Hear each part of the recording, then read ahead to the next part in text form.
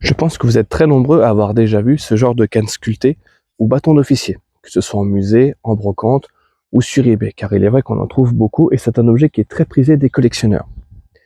Et dans cette vidéo, je vais vous raconter pourquoi. Alors en effet, les bâtons d'officier sont avant tout des cannes pour évoluer sur un champ de bataille, soit saturé en boue ou très difficile d'accès, donc en effet utilisé tout simplement comme une canne. Mais c'est avant tout un bel objet qui allie aussi bien le côté pratique d'une canne, mais aussi le côté joli car très artistique. Chose qui est très intéressante, c'est que ces bâtons ne s'achetaient pas. Très souvent, ils étaient faits par les hommes eux-mêmes et donnés à leurs officiers.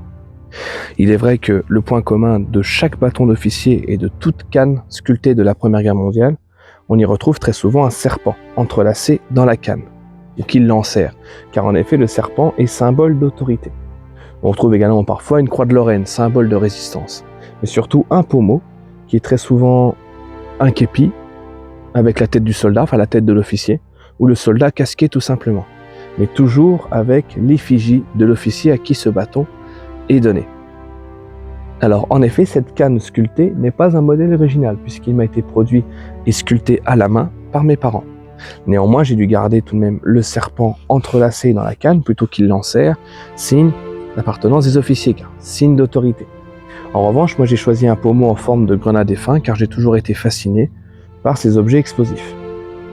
Donc en effet, la canne d'officier est avant tout un objet d'apparat, fait pour se distinguer de la troupe. Les officiers aiment beaucoup le porter avec eux, déjà pour affirmer leur autorité, mais surtout également pour l'ego, en quelque sorte. Cette canne pourra également servir lors des charges, en sens de pointer l'ennemi, comme on le faisait à l'époque de 1914 avec le sabre d'officier. En effet, les bâtons ou cannes d'officier sont également faits pour être beaux dans les tranchées, car les officiers subalternes tels que les lieutenants ou les capitaines sont souvent ceux qui meurent les premiers, car sont en tête de leurs hommes. Donc c'était l'histoire des bâtons d'officier ou cannes d'officier de la Première Guerre mondiale. Donc en effet, moi, j'ai mon bâton d'officier et ma canne avec son serpent, car je représente un lieutenant d'infanterie français de la Première Guerre mondiale, du 86e régiment d'infanterie. Si ce format vous a plu, je vous invite donc à vous abonner à la chaîne YouTube et à tous mes autres comptes associés, que ce soit sur TikTok, Instagram et Facebook. Laissez vos impressions dans l'espace commentaire, je serai ravi de vous lire, et un like si cette vidéo vous a plu.